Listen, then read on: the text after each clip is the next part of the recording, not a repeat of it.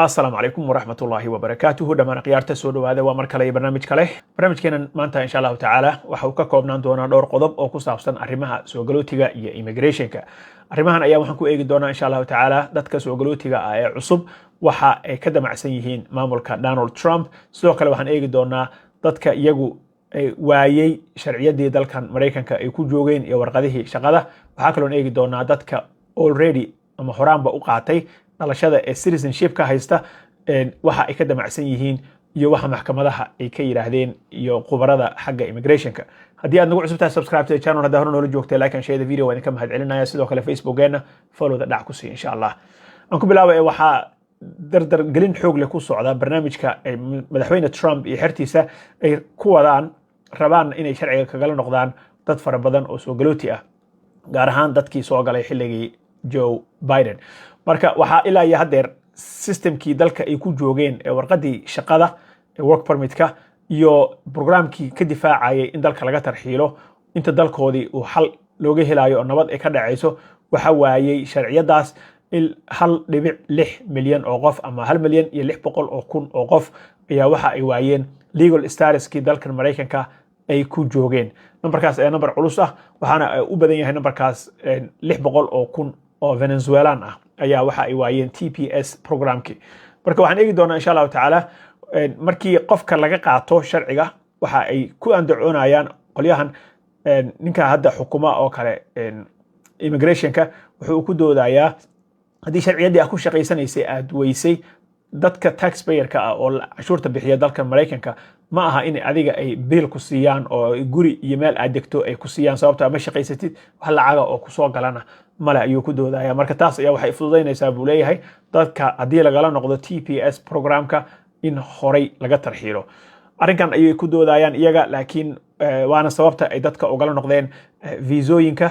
dalka ay ku joogeen iyo TPS programyadii oo ahayd temporary protected statuska marka ilaa had iyo hadeer dadka waayay sharciyadaas waa 1,600,000 oo kun oo qof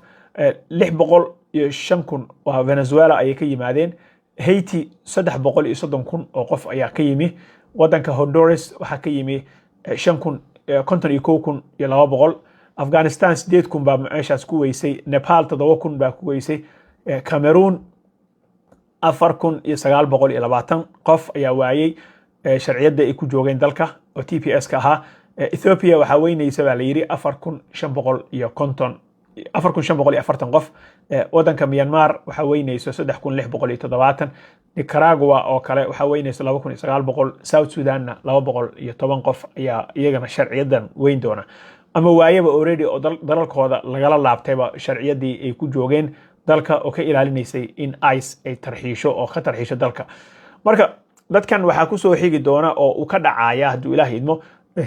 TPS programka waxa uu ka dhacaya wadamada ay kamid yihiin Soomaaliya oo kale iyo Ukraine iyo wadamadaas marka waxa la yiri haddii intuu ka dhaco madaxweynaha uu u cusboonaysiin waayo waxa ay dhici doonta sanadkii laga soo bilaabo sanadkii 1990kii ilaa iyo hadeer markii ugu horeysay qof programkan haysta dalka Mareykanka laga weyni lahaa weeye baa la yiri waxa intaas dheer oo kale CBP1 programka la dhihi jiray oo dalka inta aadan soo galin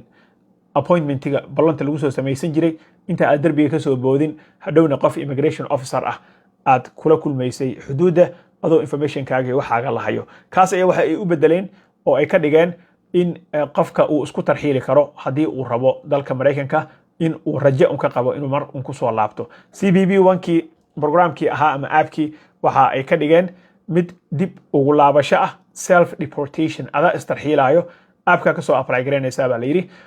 marka waagi dhaweyto markii ay ballan qaadeen waxa ay sameeyeen in ay diyaaradana ku gooynayaan hadda dirto adiga $1,000 lacagana ay ku siinayaan usbuucii hore waxa soo baxay marka in ay rabaan inay ka dhigaan $3,000 diyaaradana qofka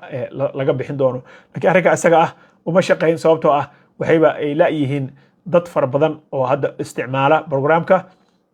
oo dalkii dib ugu laabto oo $1,000 hataa qaato dadkan they taking their chances inay dalkan Mareykanka ay iska sii joogaan ay chance ka qaadanayaan xilligaas oo ay damacsan yihiin in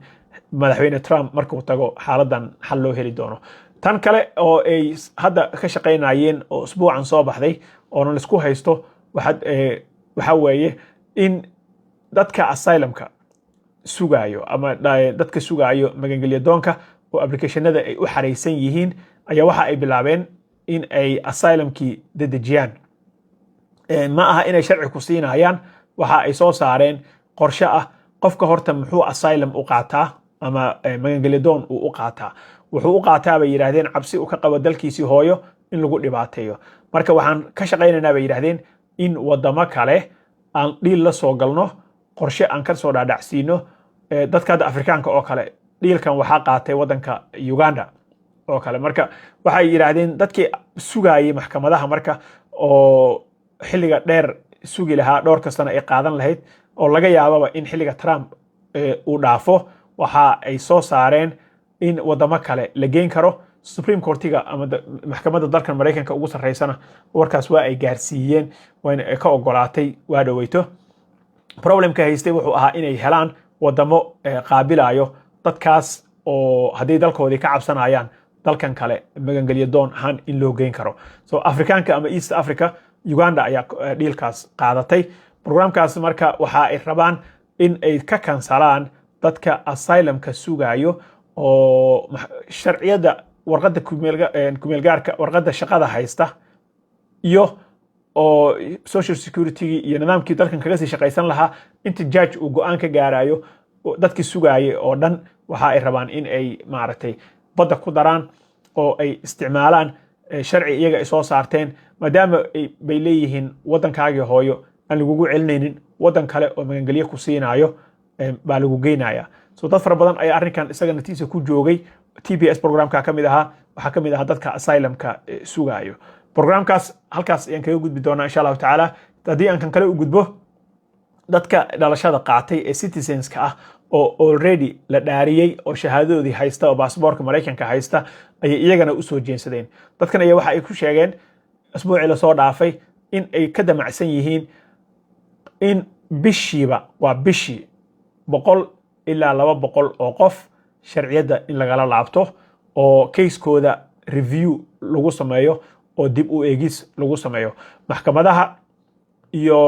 dadka u dooda arrimaha soo galootiga ee advocacy groupska ah iyo sidoo kale hay'ado waaweyn ayaa aad iyo aad uga hadlay arrinkan isaga ah waxa kale oo ay hay'adahan ka qayb qaadanayaan in ay loo suudiyo ama maxkamada ay la aadaan go'aanka loogala laabtay TPS programka wadamadaas hadda faraha badan oo haday aan soo tirinay marka arrinkan dood ay kaga jiraan waxa kale oo ay sheegeen oo ay cadeeyeen 1990kii ilaa 2020kii 25 hadda aan ku jirro oo madaxweyne Trump uu noqday sanadkii dhan 10 qof oo kale baa waxa shaki gali jiray